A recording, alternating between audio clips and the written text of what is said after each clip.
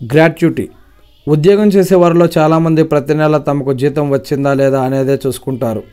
ఇతర ప్రయోజనాల గురించి అంతగా పట్టించుకోరు. కానీ కంపెనీలు ఉద్యోగులకు జీతంతో పాటు ఇతర ప్రయోజనాలను కూడా అందిస్తాయి. అందులో గ్రాట్యుటీ ఒకటి. దీని గురించి ప్రతి ఒక్కరూ ఖచ్చితంగా తెలుసుకోవాలి. గ్రాట్యుటీ చెల్లింపు చట్టం 1972 ప్రకారం ఒక వ్యక్తి ఏదైనా ఒక సంస్థలో, ప్రభుత్వ, ప్రైవేటు సంస్థల్లో కనీసం 5 సంవత్సరాలు ఉద్యోగం చేస్తే ఆ ఉద్యోగి గ్రాట్యుటీకి అర్హుడవుతాడు. అయితే ప్రభుత్వ నిబంధనల ప్రకారం ఒక ఉద్యోగి రాజీనామా చేసిన 30 రోజుల్లోగా కంపెనీ అతనికి గ్రాట్యుటీని చెల్లించాలి. గ్రాట్యుటీ ఇవ్వకపోతే కంపెనీలు గ్రాట్యుటీ చెల్లించడానికి నిరాకరిస్తే న్యాయబద్ధంగా పోరాడవచ్చు. ఇందుకోసం ఉద్యోగి కంపెనీ యాజమాన్యానికి లీగల్ నోటీసులు పంపాలి. ఆ తర్వాత జ్యూరిడిక్షనల్ కంట్రోలింగ్ అథారిటీకి ఫిర్యాదు చేయాలి. అయితే ఇదంతా ఉద్యోగి తను రాజీనామా చేసిన 90 రోజుల్లోనే చేయాలి. లేబర్ కమిషనర్ జిల్లా కార్యాలయంలోనూ దీని గురించి ఫిర్యాదు చేయవచ్చట. గ్రాట్యుటీ లెక్కింపు. ఉద్యోగి జీతం, డియర్నెస్ అలవెన్స్ల ఆధారంగా గ్రాట్యుటీ లెక్కిస్తారు. దీనికి ఒక ఫార్ములా కూడా ఉంది.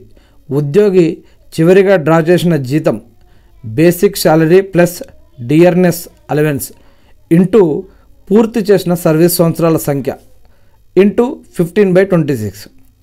ఉదాహరణకు రమేష్ ఒక కంపెనీలో 10 ఏళ్ళు ఉద్యోగం చేసి రాజీనామా చేశారు అనుకుందాం. ఆ సమయంలో అతనికి శాలరీ 30,000. అప్పుడు ఈ రెండింటిని గణిస్తే 30,000 ఇంటూ 10 ఏళ్ళు మొత్తం 3 లక్షలు అవుతుంది.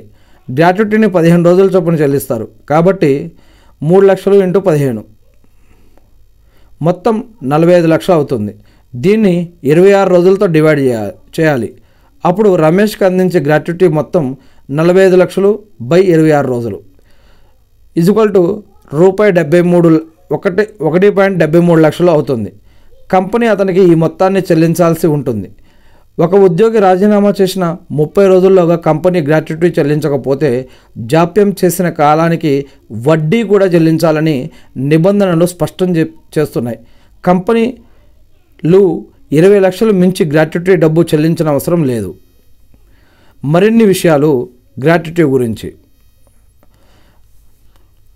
4 సంవత్సరాల తర్వాత 6 నెలలు దాటి ఒక్కో రోజు పనిచేసిన దాన్ని పూర్తి సంవత్సరంగా లెక్కించి గ్రాట్యుటీ చెల్లింపులకు పరిగణలోకి తీసుకుంటారు.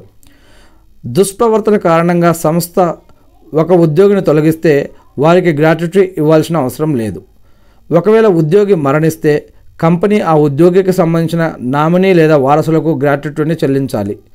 సంస్థలు దివాలా తీసినప్పుడు అప్పటికి అయినా సరే ఉద్యోగులకు ఖచ్చితంగా గ్రాట్యుటీ చెల్లించాలి. నోటీస్ పీరియడ్ కూడా గ్రాట్యుటీ లెక్కింపు పరిధిలోకి వస్తుంది.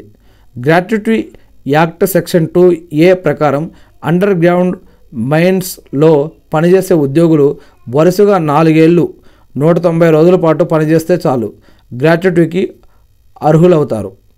మిగతా వారందరికీ ఒకే కంపెనీలో 4 సంవత్సరాలు 240 రోజులు పనిచేస్తేనే గ్రాట్యుటీకి అర్హత లభిస్తుందట.